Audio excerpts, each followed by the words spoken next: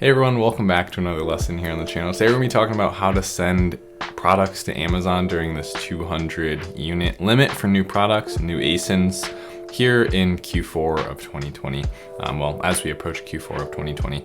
So yeah, if that sounds like something you're interested in watching, be sure to stick around to the end. Be sure to like and subscribe if you happen to be new, but without further ado, let's get right into it. So good example here today. Let's go with a product like this. Say you wanted to send in 200 units, right? So you're thinking about launching a product, you wanted to send in 200 units, and maybe let's bring up some concerns. So what are the downsides of sending in 200 units? Well, the downside is that you might sell your 200 units so fast, and while those 200 units are there, you can't spend or send in more to equal a total of 200 units. So if you sell 100 and you want to restock 200, well, you can't restock 200. You can only restock 100, right? So the maximum balance, I guess you could say, of your Amazon account has to equal 200. So that in theory means you would have to wait to send 200 in until you're already out of stock, which is annoying. We don't want to do that, especially not from shipping from China, right? Because you might have 20, 30-day lead times.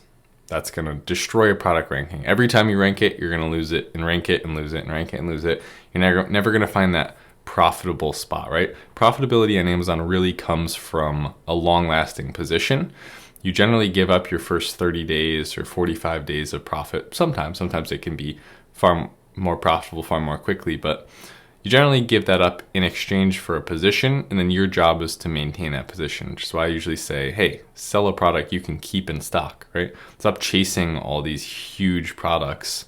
If you have $5,000, well, don't go spend money on a product that requires $5,000 per month to keep in stock, because your first order you will already be relying on your payments. That's a horrible way to do it. So there's some downsides, right? Pros is that, well, as entrepreneurs, this is just another obstacle. So you look at this as a problem to solve, and I'm gonna give you just a few, ways that I'm getting around this with my products or thinking about getting around it. It hasn't affected me yet, because I'll tell you why.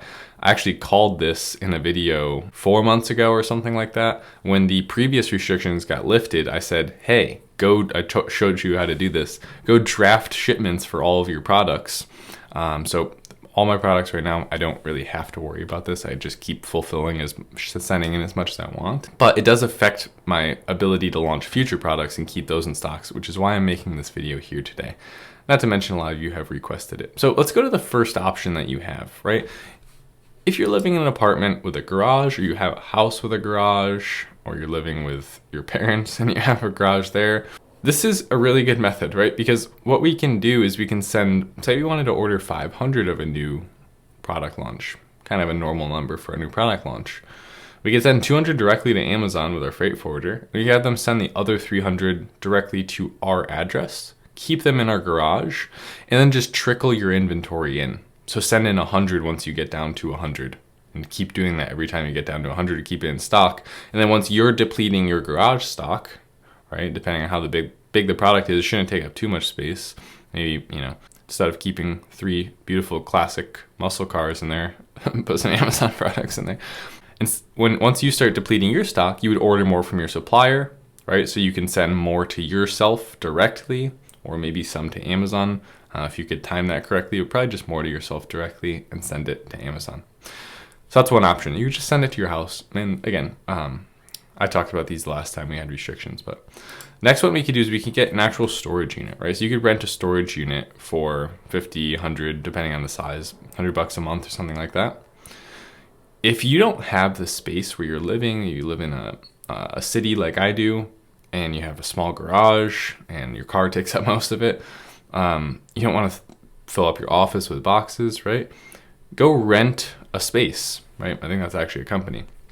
Rent a space somewhere down the street from you and have them delivered to your rent-a-space, right? So you could actually, or deliver to your house, load it in your car, bring it there, unload it. Just another way to store your units. You're actually acting as your own little warehouse, right? You're dropping your units off there, you're storing them there. When you need them, you go grab a few boxes, bring them to UPS, create a shipping plan with Amazon, ship them out to Amazon. So you're actually just building up your own stock so that you're keeping your products in stock, right? Again, the biggest issue that we have here during this is we just have to keep our products in stock. That's really what the threat is. It's not super hard to actually launch a product because you can send in 200 and you can see how well it does, and you could rank it really well and people might buy it very well. But if you're not keeping it in stock, you really don't see the fruit of your labor. And then lastly, we can use a third-party logistics company, right? Or a 3PL. So you can have your supplier or your freight forwarder, whoever you use to ship your products, ship, again, 200 units to Amazon directly. That launches your product, and maybe the other 300 or other 400 or 500 to a third-party logistics company, okay? And they'll act as basically a third-party warehouse that can either ship directly to customers, but in this case, we just want them to store our inventory and ship it to Amazon when we need them to. We actually don't need them to be shipping out orders and fulfilling orders for us. Now that is an option, but it's not really one that I'll probably be using. I'll probably be using a 3PL to store inventory if I don't do one of the other two options, and ship directly to Amazon when we need them to. That's the least amount of work. Now, I haven't personally found a 3PL that I'm using right now, just because up to this point in my business, I haven't needed one. So I'm sure there's going to be someone in the comments, who's your 3PL? Well, I don't have one, but a few good Google searches will definitely yield you some results there, and that's the same way I'll be finding mine, along with reviews of other companies. But those are really your three options right now. So this is a highly requested video. Just wanted to let you guys know where my head is in this situation. Could be one of the best times to sell on Amazon. I love the negativity in this space right now, because me being the small little shark I am, working my way up to a big shark, I see this as just a perfect opportunity to invest. Everyone's running the other way.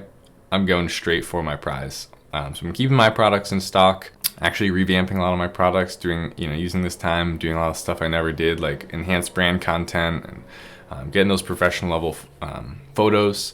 I actually just did new photography for this listing, right? You guys know my products. So really, really pleased with how this came out with really professional photos. And yeah, going good. Monday's going good for me. Hope it's going good for you. Thanks for checking out my video. I will be seeing you here on the channel some other day this week.